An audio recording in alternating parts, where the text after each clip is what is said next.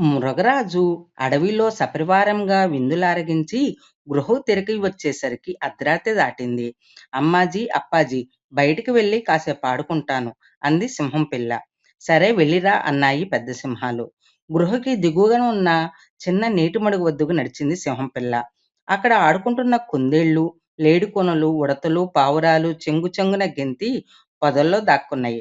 అప్పుడే కడుపు నిండా తిని వస్తున్నాను, భయపడకండి, ఆడుకుందాం రండి అంది సింహం పిల్ల. ఆ మాట విని అవన్నీ బయటకు వచ్చి యువరాజుకి జయము జయము, ఆహా, ఎన్నెల ఎంత బాగుంది అంది సింహం పిల్ల. అవును అన్నయి మిగతా జంతువు. ఈ వెన్నెల్లో ఎవరైనా చక్కగా పాటలు పాడితే వినాలుంది అనంది. మడుగులోని కప్పలన్నీ రకరకాలుగా పాటలు పాడాయి. సింహము చెవులు మూసుకుంది. కొండగుర్ర పిల్ల బేబేబే అని పాడింది. నక్కపిల్ల ఊళ పెట్టింది. ఇంతటి విశాల సామ్రాజ్యంలో తీగా పాడేవాళ్లే లేరా అని అడిగింది సింహం పిల్ల. లేకే, కోయిలతో సాటి వచ్చేవారెవరున్నారు అంది కాకిపిల్ల.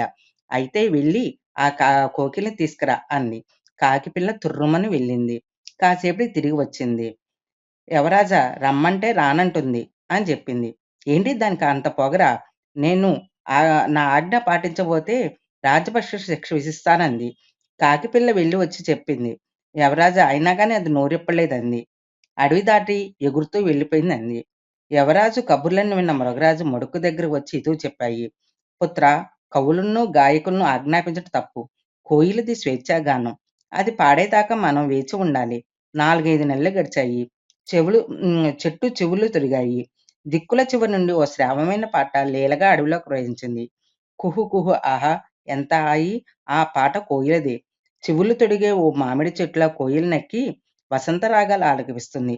సింహం వెళ్ళి కోయిల ముందు మోకరింది. మిత్రమా,